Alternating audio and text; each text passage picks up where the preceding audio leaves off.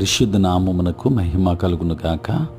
క్రీస్తునందు ప్రియ దేవుని బిడ్డలారా, ప్రభువైన యేసు క్రీస్తు పరిశుద్ధ నామములో మీ అందరికీ ఉదయకాల శుభములు తెలియచేయుచు ఉన్నాను. ఈ దినమంతయు మీకు మీ కుటుంబానికి దీవెనకరముగాను ఆశీర్వాదకరముగాను దేవుడు అనుగ్రహించాలని మీ కొరకై ప్రార్థిస్తూ ఉన్నాను. నేటి దినము కొరకు ఏర్పాటు చేయబడిన దేవుని వాక్యము యోహాను సువార్త 6వ అధ్యాయం 63వ వచనం. ఆత్మయే జీవింపచేయుచున్నది, శరీరము కేవలము నిష్ప్రయోజనము. నేను మీతో చెప్పియున్న మాటలు ఆత్మయు జీవమునై ఉన్నవి. ప్రియులారా, నేటి దినము కొరకు ఏర్పాటు చేయబడిన ధ్యానాంశము దేవుని మాటలు ఆత్మయు జీవమునై ఉండుట. ప్రియులారా, జీవం నీ శరీరము నుండి కాదు గాని నీ ఆత్మ నుండి ఉద్భవిస్తుంది అని యేసు ప్రభువారు చెబుతున్నారు.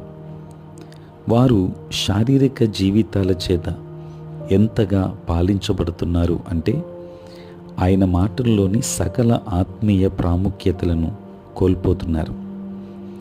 వాక్యం దేహములకు లాభం కలుగు చేస్తున్నప్పటికీ వాక్యం ఆత్మీయమైనది.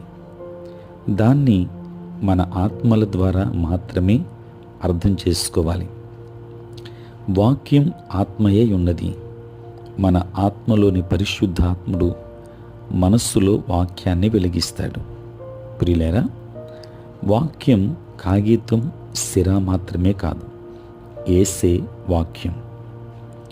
పరిశుద్ధాత్ముని చేత ప్రేరేపించబడిన మాటలను వ్రాయక ముందే అనాది నుండి ఆయన ఆత్మీయ రూపములో ఉన్నాడు. యేసుకు ఆత్మీయ సత్యానికి భౌతిక ప్రాతినిధ్యం మాత్రం బైబిలే. అది దేవుని చేత ప్రేరేపించబడింది. అది పూర్తిగా వాస్తవికం, ఆధారపడదగింది. అయినా మన ఆత్మలోకి పరిశుద్ధాత్మను పొందే వరకు బైబిల్ ప్రయోజనకరముగా ఉండదు. అందుకే వాక్యాన్ని కంఠస్థం చేసిన ప్రజలు కూడా దాని ప్రయోజనాలను కోయడం లేదు. వారెన్నడూ తిరిగి జన్మించలేదు. ఆత్మీయ బోధకుడు వారిలో నివసించటం లేదు. ప్రియులారా, తినే ఆహారము నుండి శారీరక భాగం జీవాన్ని పొందుకున్నట్లే జీవాహారమై ఉన్న యేసును తింటే ఆత్మలు జీవాన్ని పొందుకుంటాయి. యోహాను సువార్త 6వ అధ్యాయం 48 వచనం. ఆయన పలికిన ఈ మాటలు శారీరకం కాదు కానీ ఆత్మీయమైనవని స్పష్టంగా చెప్పారు. ఆత్మీయ సత్యాన్ని తెలుసుకోవాలి అంటే పరిశుద్ధ గ్రంథాన్ని నమ్మాలి. ఎందుకంటే అది ఆత్మయు జీవమై ఉంది. ప్రియులారా, మనం పరిశుద్ధాత్మ చేత నడిపించబడాలి అంటే వాక్యాన్ని వెంబడించాలి. మనం దేవుని ఆత్మ నుండి వినాలి అంటే దేవుడు వాక్యంలో చెబుతున్న మాటను వినాలి. ఆత్మ అనగా పరిశుద్ధాత్ముడు, వాక్యం అనగా యేసు ఒక్కరే.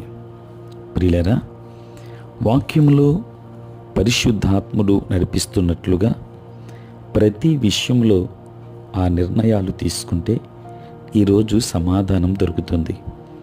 ఆత్మ వాక్యం ఎల్లప్పుడూ ఏకీభవిస్తాయి.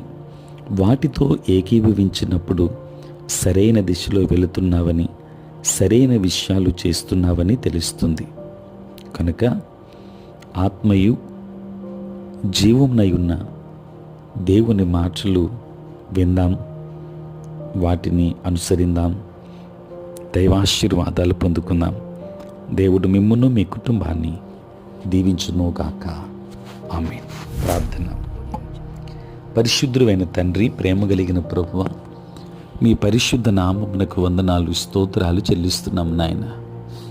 రాత్రంతయు కాపాడి సంరక్షించి సుఖనిద్రను మాకు దయచేసి మా జీవితంలో మరి యొక్క నూతన దినాన్ని మేము చూడగలిగే భాగ్యాన్ని మీరు మాకు ప్రసాదించినందులకే స్తోత్రాలు.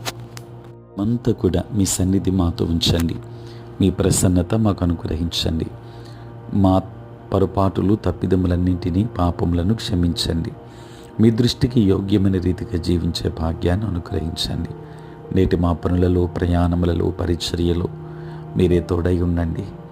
నాయనా, సార్వత్రిక క్రైస్తవ సంఘాన్ని ఆశీర్వదించండి. నీ సేవా పరిచర్య చేయుచున్న ప్రతి సేవకుని దీవించండి. బలహీనులైన బిడ్డలను బలపరచండి.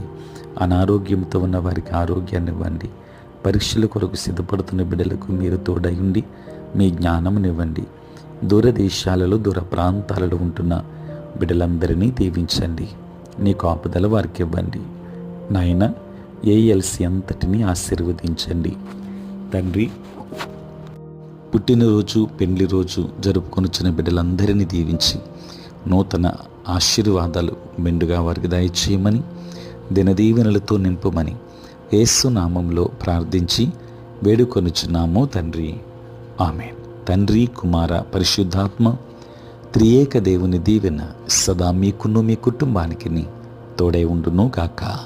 ఆమేన్.